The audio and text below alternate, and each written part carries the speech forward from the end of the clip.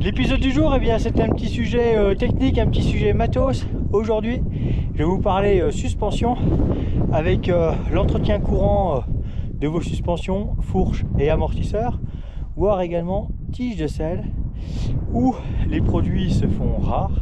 Il y en existe quand même quelques-uns. Je pense au Stanchion de chez Finish Line et également au Deo de chez Brunox, qui sont des hyper lubrifiants spécifiques pour les joints de fourche avec une utilisation, un traitement externe.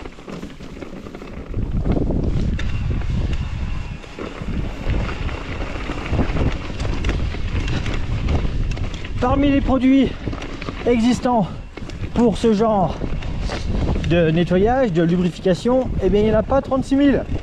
Il y a le Deo de chez Brunox et le Stanchion de chez Finish Line. Et c'est justement du Stanchion que je vais utiliser. Stanchion que vous trouvez en format atelier, plutôt à destination des magasins. Mais si vous roulez beaucoup, bien ça vaut vraiment le coup d'acheter la grosse bonbonne. Et puis sinon, à moins de 12 €, vous avez la petite fiole qui vous permettra d'entretenir à la fin de chaque sortie vos suspensions pour avoir justement un fonctionnement optimum.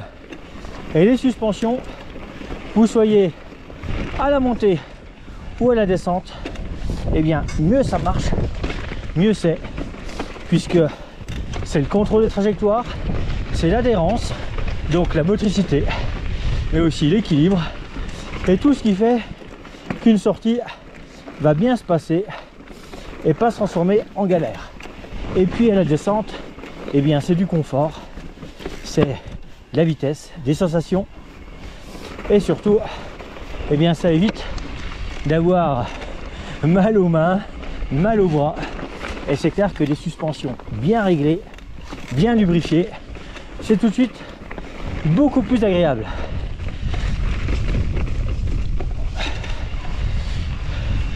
Nettoyer ces éléments de suspension, c'est relativement simple. Un chiffon sec dans un premier temps, voire une brosse à dents. L'objectif, ne surtout pas pousser des corps étrangers, poussière ou autre, à l'intérieur des joints à l'air. Au contraire, supprimer tout ce qui est à l'extérieur sur les plongeurs, que ce soit l'amortisseur, la fourche, mais également le tube télescopique, la tige de selle. Et ça, c'est valable quel que soit le type de vélo.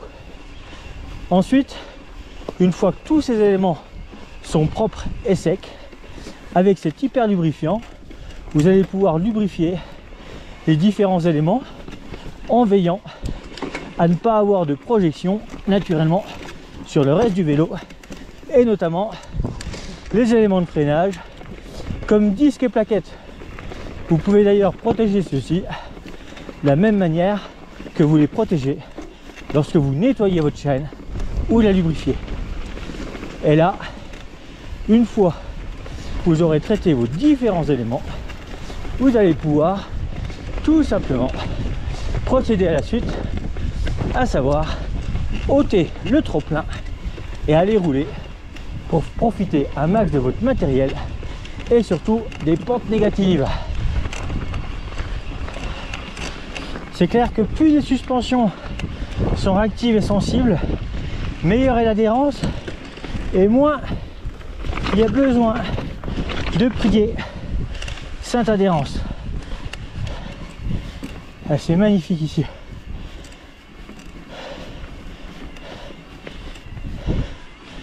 Au cœur des Cibelles, ah, c'est dommage de voir ces chalets d'alpage abandonnés.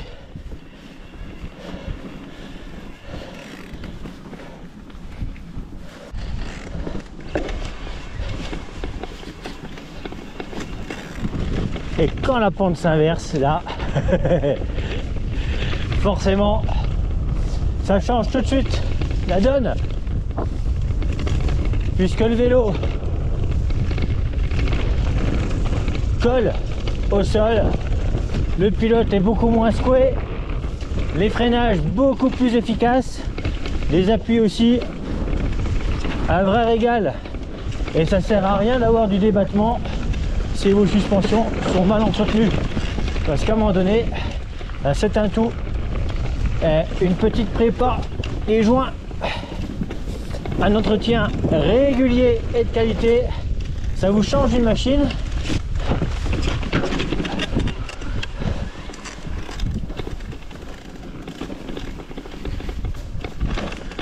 Et c'est pas mes clients qui vous diront le contraire, parce que beaucoup ont le sentiment d'avoir un nouveau vélo après le passage en atelier.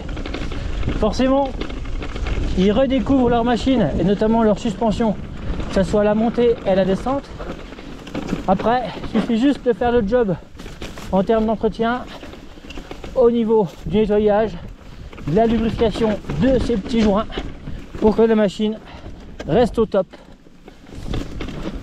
C'est pas compliqué, mais il faut le faire. Bon, là, j'espère que vous appréciez le sentier.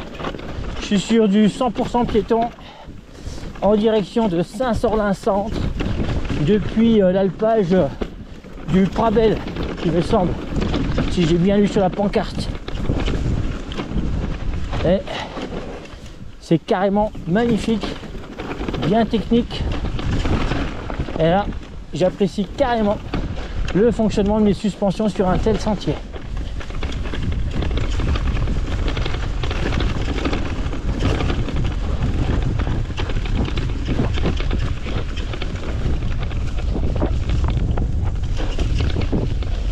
Oh là là, trop bon!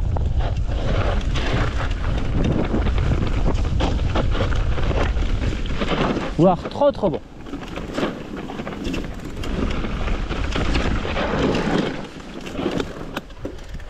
Joli épingle. Donc là, je suis au cœur du massif des Cibelles, 520 d'Arves. C'est au pied du col de la Croix de Fer. Là-bas en face, c'est Saint-Jean d'Arves. Et puis de l'autre côté de la montagne, Louillon, eh bien c'est la Toussuire. Voilà, Saint-Sorlin. Vous avez dû voir la sortie de l'épingle. Une vraie piste de bobsleigh le truc.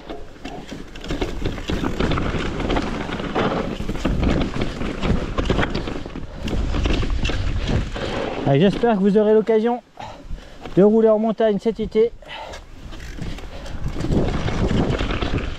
Parce que c'est quand même un terrain de jeu qui vaut des points.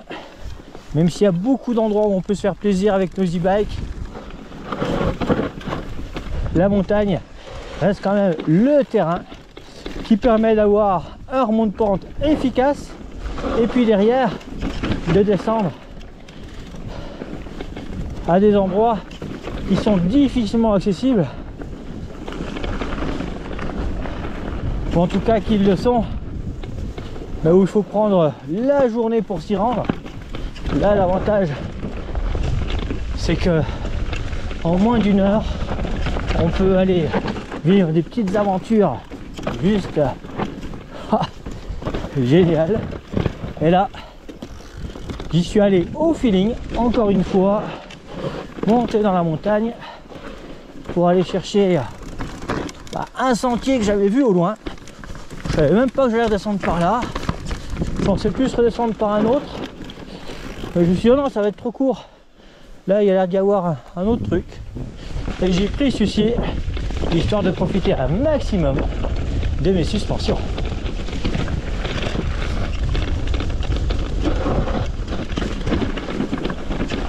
Hop là, petite intersection. Hop, Saint-Sorlin-Centre ou hameau de l'église. L'église est là, le centre est là. Plouf, plouf. Ouais. Là, je sais pas trop où ça sort. J'ai peur que ça sorte tout de suite là vers les maisons au centre. Si je prends là, il y a des chances que ça soit un peu plus long. Je reviendrai la faire. Et je prendrai l'autre option. Le haut est tellement magique que forcément, ça donne envie de revenir.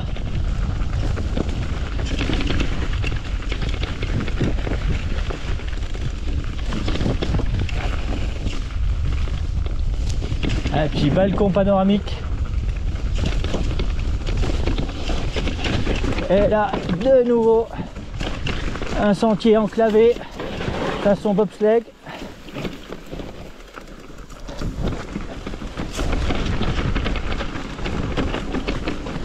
Et voilà, le retour à la civilisation.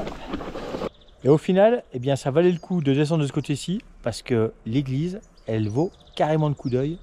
Ce bâtiment est juste magnifique, authentique et rustique.